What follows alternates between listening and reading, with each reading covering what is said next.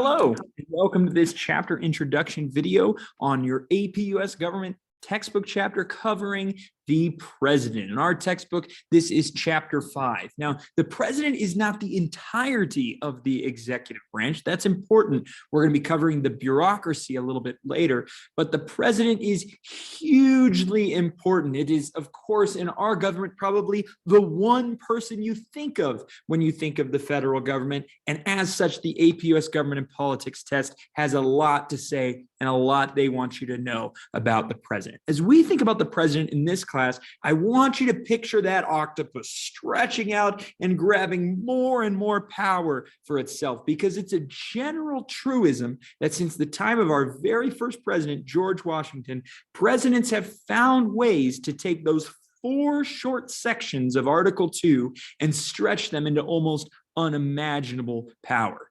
It is no coincidence that today we see the president as the, quote, leader of the free world. Actually, it's been a concerted effort, a concerted power grab over a couple hundred years. Let's dive in. You'll see what I mean.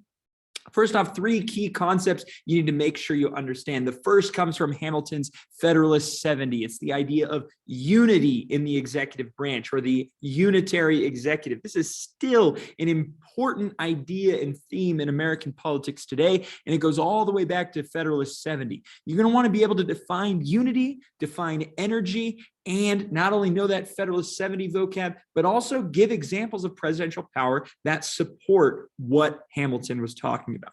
You want to be able to explain the president's influence. The president, as we said, there's just 4 short sections and very few formal powers actually listed. So why does the president wield such a large influence on not only foreign affairs, but also on domestic affairs, things going on in our country? Why do they have such great influence?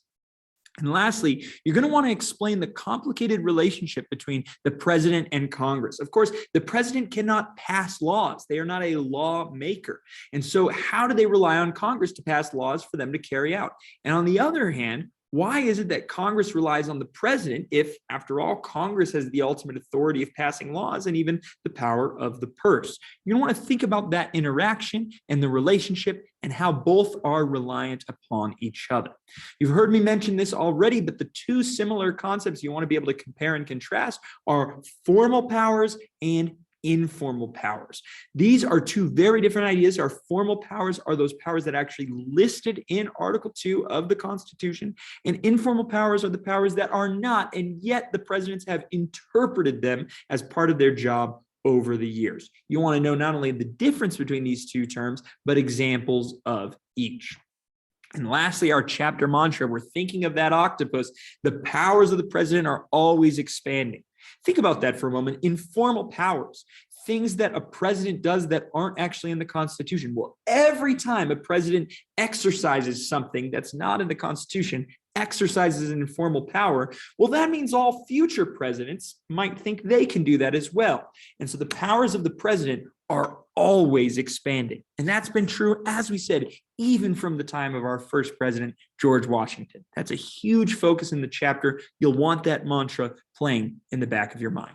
So just one more time, our 3 key concepts. You want to be able to define unity and energy in the executive, provide examples of each, explain why the president has such large influence, and explain how the president, tangible ways in which the president and Congress rely upon each other. You want to compare and contrast the difference between formal powers and informal powers, again, with examples of each. And finally, keep that chapter mantra always in your mind. The powers of the president are always expanding.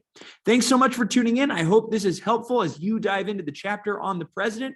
Best of luck. Have a great day.